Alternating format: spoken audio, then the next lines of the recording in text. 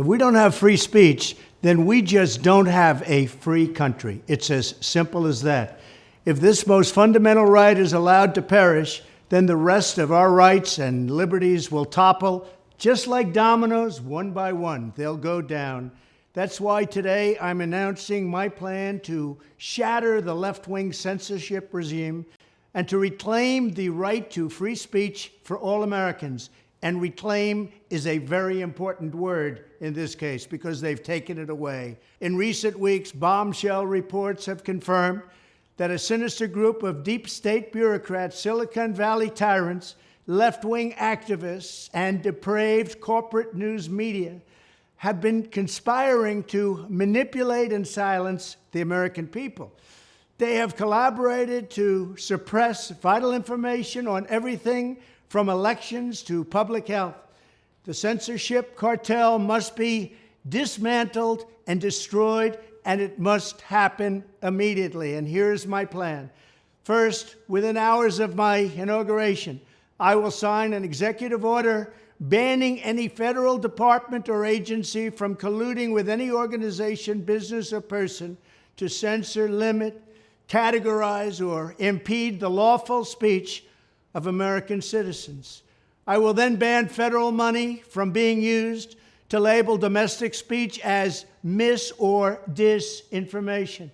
And I will begin the process of identifying and firing every federal bureaucrat who has engaged in domestic censorship, directly or indirectly, whether they are the Department of Homeland Security, the Department of Health, Human Services, the FBI, the DOJ, no matter who they are. Second, I will order the Department of Justice to investigate all parties involved in the new online censorship regime, which is absolutely destructive and terrible, and to aggressively prosecute any and all crimes identified.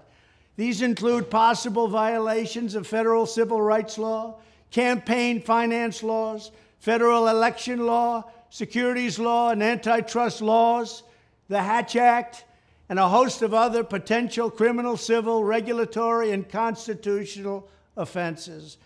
To assist in these efforts, I am urging House Republicans to immediately send preservation letters, and we have to do this right now, to the Biden administration, the Biden campaign, and every Silicon Valley tech giant, ordering them not to destroy evidence of censorship.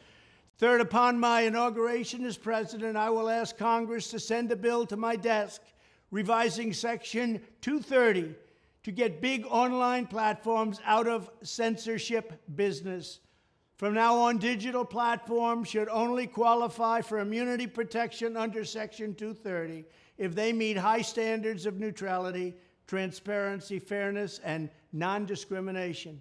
We should require these platforms to increase their efforts to take down unlawful content such as child exploitation and promoting terrorism, while dramatically curtailing their power to arbitrarily restrict lawful speech.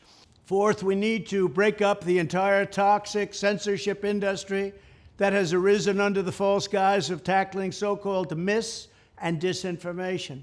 The federal government should immediately stop funding all nonprofits and academic programs that support this authoritarian project.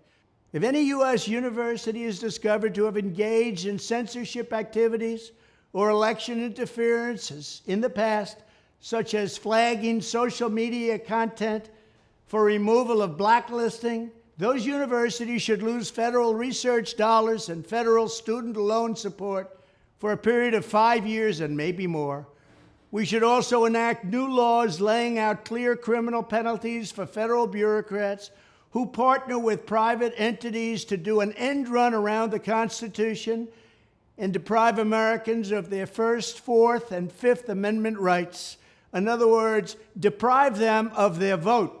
And once you lose those elections, and once you lose your borders like we have, you no longer have a country.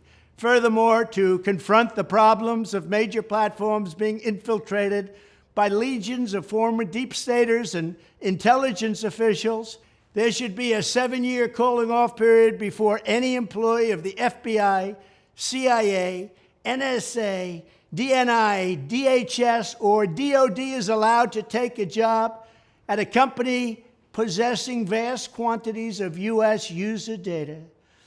Fifth, the time has finally come for Congress to pass a digital Bill of Rights. This should include a right to digital due process. In other words, government officials should need a court order to take down online content, not send information requests such as the FBI was sending to Twitter.